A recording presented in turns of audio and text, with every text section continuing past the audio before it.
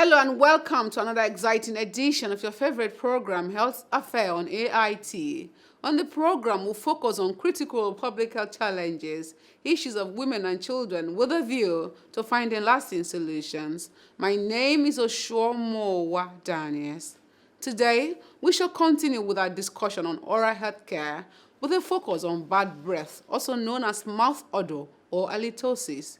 We'll start right away after the news segment. As the world marks the 2021 Down Syndrome Day, there are calls from different quarters for affected persons to be accepted and recognized in the society, despite their disability. Down syndrome is a condition in which a child is born with an extra 21st chromosome. The theme for the 2021 celebration is We Decide. World Down Syndrome Day is marked annually on the 21st of March as officially ratified by the United Nations to create awareness about Down syndrome. On Monday, the 15th March 2021, the Lagos State government started the rollout of the COVID-19 vaccines across health facilities.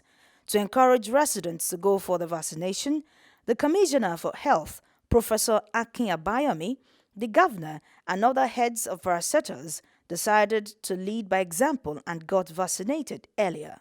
Of the COVID-19 vaccine certificate. We started taking the vaccine at the Nigerian Institute of Medical Research, Lagos. I was the first person to take it, and as to how one feels, nothing serious so far. We don't expect any. A few days after the vaccination began, AIT crew went to the town to monitor the process, and this was the feedback we got from residents interviewed. They don't give us food. Why not vaccine they won't give us? I don't trust them because they don't like us. Need to take it. I'm not interested. I'm okay. With God, I'm okay. It's for what now? I don't have coronavirus. You know that the thing is good for them, they can use it, but not for me, not my family. But the main thing that they should do for the country, it's not about the vaccine that is main important. They should create something for the people. Yeah, actually there is apathy. There are kind of resistance. A lot of people, maybe because of information that are passed on the social media. Even within our staff, you can see, we just went around now, tried to get them to come. Some of them, for just whatever reason, they feeling scared or they are not comfortable or they are not confident about the whole process. So even within the frontline staff, some of them are showing some kind of resistance. We can only continue to educate people and to let them know that there is wisdom in taking the vaccine. It's the only solution we have now to control the pandemic. And without the vaccine, it will take us ages to get to herd immunity. That will mean a lot of people would have died, because getting to herd immunity is what can stop the spread of the virus and things can go back to normal. Now, people who refuse to take the vaccine will not be helping the nation. The other danger is that you allow the virus to continue to ravage people. And in doing so, you also give the virus the opportunity to mutate and form new variants, which may be of significant clinical implications. And that may mean that you need new vaccines to conquer new variants. For the Director General of the Nigerian Institute of Medical Research, Professor Babatunde Salako, the negative report about the vaccine may not be unconnected with the fight for market share by vaccine manufacturers.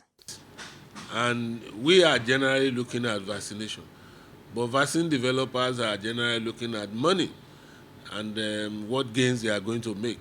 And there are several people trying to produce vaccine, and some people's vaccine are already on the field. And production of vaccine really requires a lot of money that must have been put into it. So if somebody else vaccine gets to the market before yours, it might have saturated the market if you are not careful. I think the only way to ensure that your own also meets the market is to find any way to ensure that the more in the markets are not being taken up. And this is one theory that is possible, especially where money is concerned. If there is trust, you can give me anything. I know that you have my care.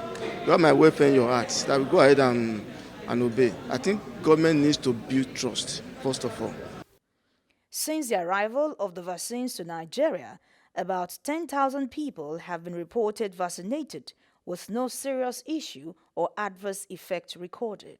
Bad breath, also known as mouth odor or halitosis, affects nearly half of the general population, according to oral health experts. The condition can be caused by something in the mouth, throat, or an indication of an underlying medical condition. Since the mouth is generally regarded as a gateway to the entire body, where some diseases are detected early, experts often say that the kind of underlying medical condition determines the kind of odor that emanates from the oral environment. Whatever may be the cause of that mouth odor, there is no cause for alarm. Relax and listen to the conversation with our family dentist, Dr. Victor Nwabudike. Dr. Nwabudike is also the vice president of the Nigerian Delta Association. He has a message of hope for you, and it could not have come at a better time with the World Oral Health Day celebrated on the 20th of March 2021. It is the offensive or unpleasant odor that comes out of the mouth or the cavities of the nostrils and sinuses. So it's not just only from the mouth, even when you exhale, when you breathe out through your nose, the odor can come out and it could be very terrible. It's said to cause social embarrassment, it causes low self-esteem, even suicidal tendencies. You'll be withdrawn. It affects your confidence as a person. It's a very, very devastating condition that you don't wish even for an enemy. You understand? For one, I cannot tolerate mouth odor, offensive odor from the mouth. What causes mouth odor? The bacteria this time that causes mouth odor is slightly different from the bacteria that causes tooth decay. It's not the same group. They're all bacteria, but they are different, types of bacteria that are responsible. So the group of bacteria that are responsible for mouth odor are basically what we call the gram-negative anaerobes. And they are said to inhabit in the mouth mainly the posterior part of the tongue, towards the back of your tongue, as if going towards your throat. Now, that place, you usually find out that there usually is a whitish coating around that area. Underneath it is load and load of bacteria. And the mouth has hundreds, sometimes about 600 or even more of microorganisms in the mouth. So they are there.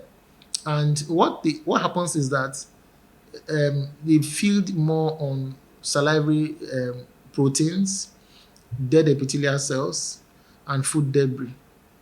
So when they metabolize all this, they give out what we call amino acids, and these amino acids are further broken down to volatile sulfur compounds.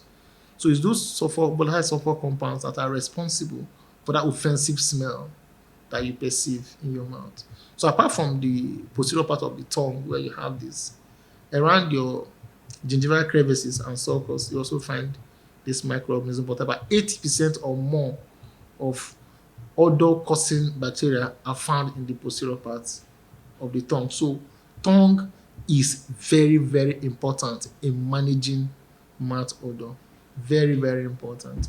So apart from the tongue, there are other areas, to look at in terms of initiation or cause of mouth odor. For instance, there's what they call physiologic causes of mouth odor. Then there's pathologic causes of mouth odor. Now, in physiologic, it's usually transient.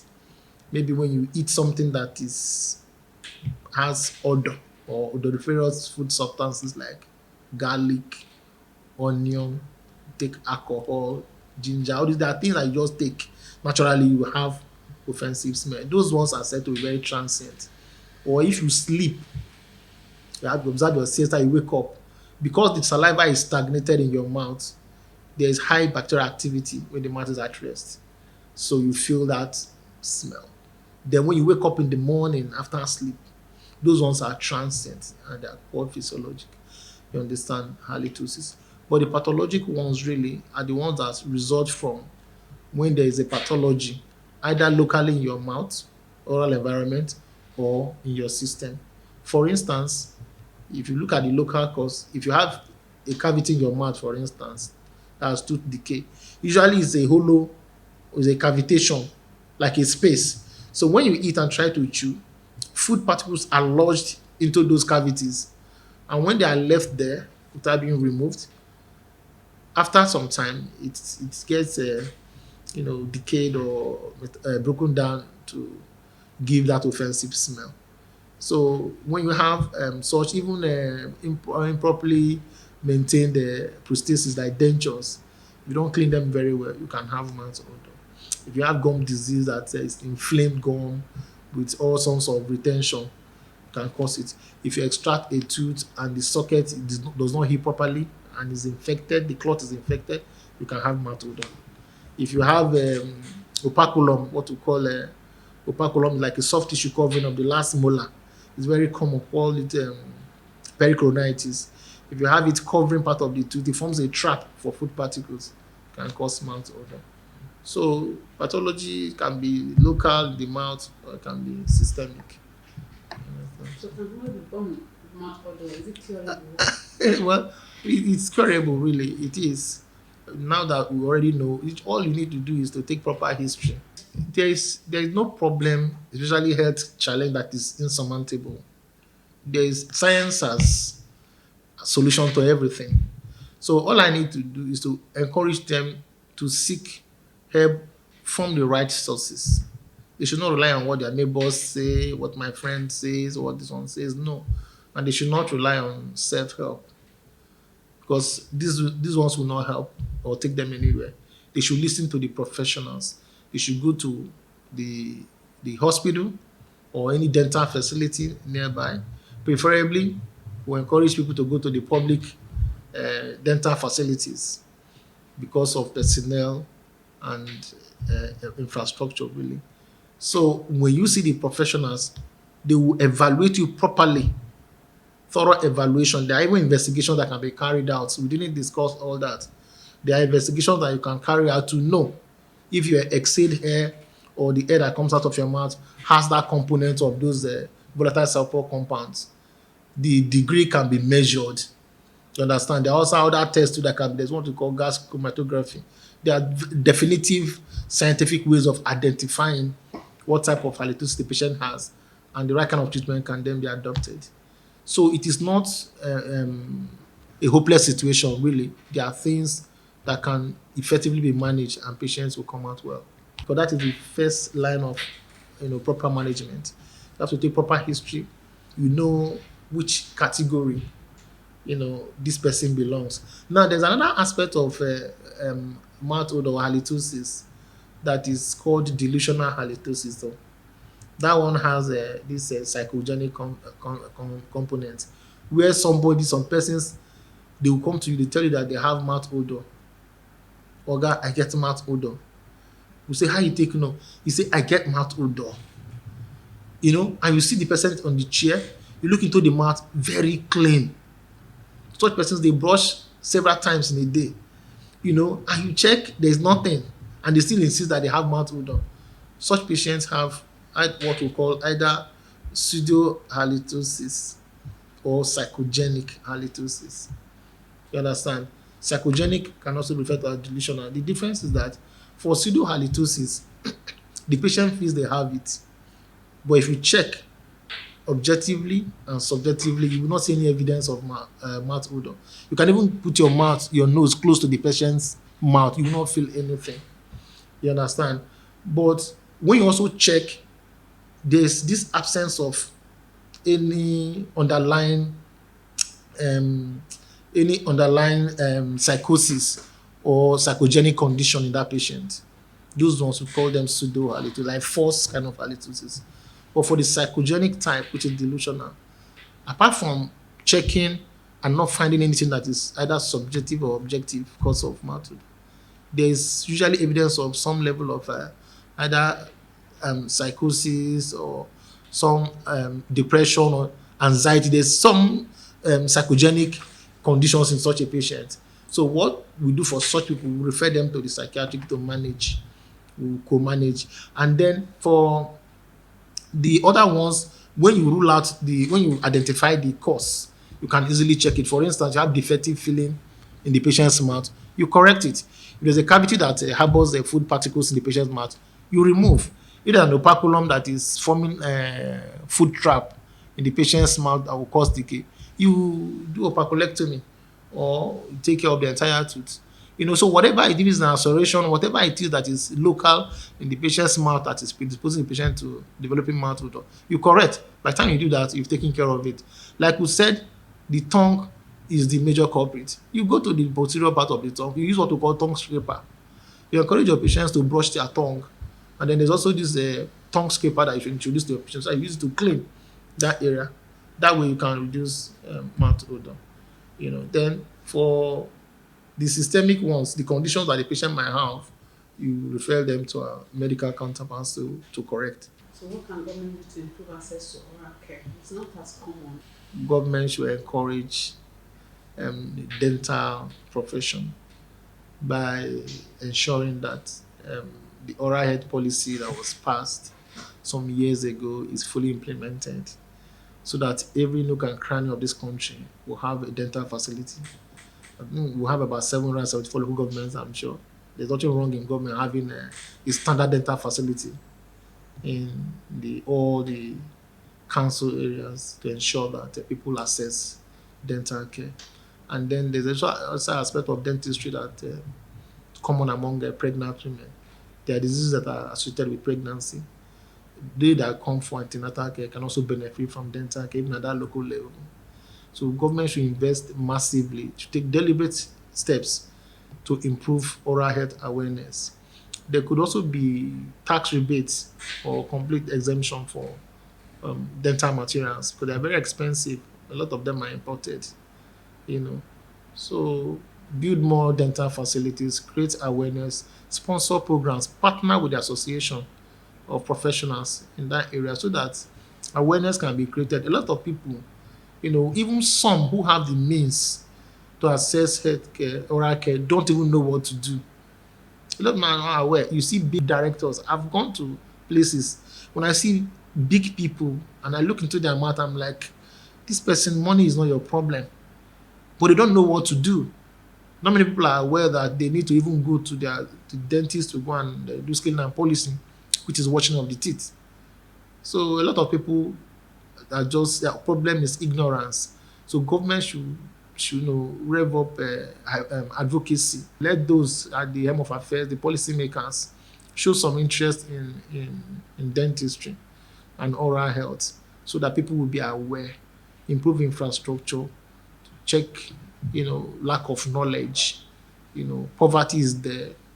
Then the insurance, this NHIS insurance scheme should incorporate dentistry, as a primary care provider.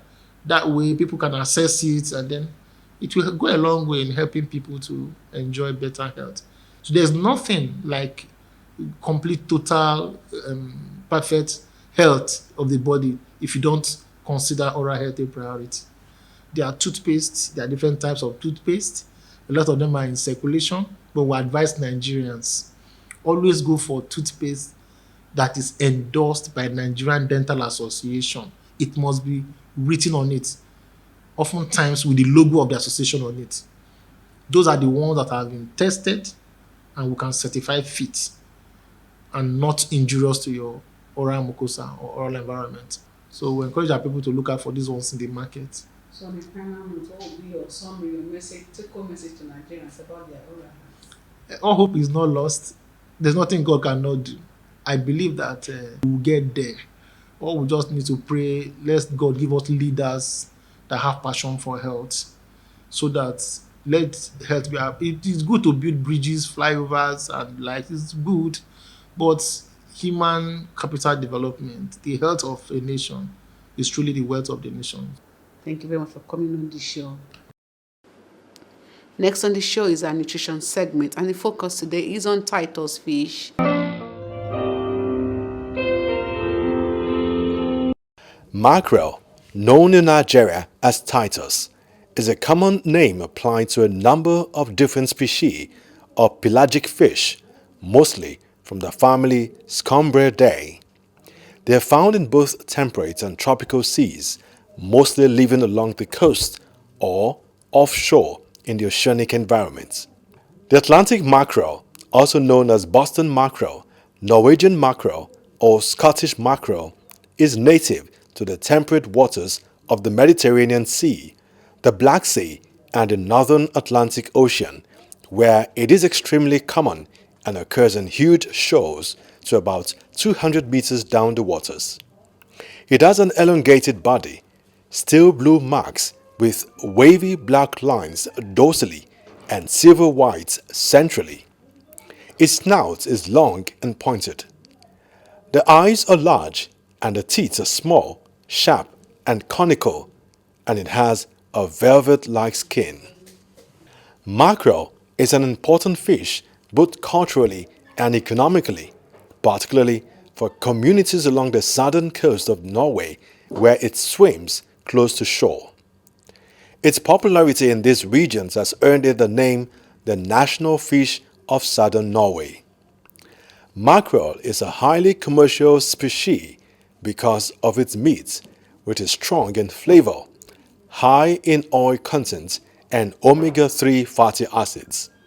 It is used, therefore, as a result of this in many cuisines all over the world.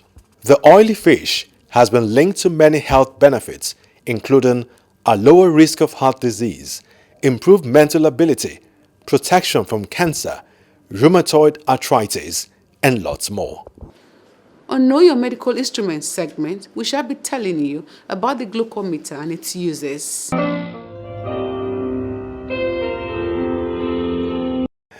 Glucometer, also known as blood glucose meter, is a small, portable machine that's used to measure how much glucose, a type of sugar, is in the blood. This is also known as the blood glucose level. People with diabetes often use a blood glucose meter to help them manage their condition. This is done by using the glucometers to check their blood sugar levels. The glucometer works by analyzing a small amount of blood, usually from the fingertip. A lancet is used to slightly prick one's skin to obtain blood, and this is introduced into the glucometer, which will then tell one's current blood sugar. But since blood sugar levels change, you need to test levels oftentimes and record them. Frequent use of glucometer can help you to check how controlled your blood sugar is, whether it is high or low. Recognize patterns when you're more likely to have a spike or crash in glucose. Monitor effects of diabetes medications and see how your glucose levels respond after exercise or in times of stress. Assess how well you are meeting specific treatment goals. Next on the show is our clinical segment, what will give you tips for healthy living. Drug abuse is one of the major things that cause the death of youth, as well as change their fortune. Our advice is that it is not good, don't indulge it in, don't even start it. When you get hooked up, you are doomed for life. Don't touch and don't go through the line of drug abuse. It's of no use, it's of no benefit, and it has nothing that is beneficial to anybody who indulges in that. On our perception segment, everyone is invited to have a say on the way forward for the nation's health sector. To participate, you can reach us on our social media handle or call the numbers showing on your screen.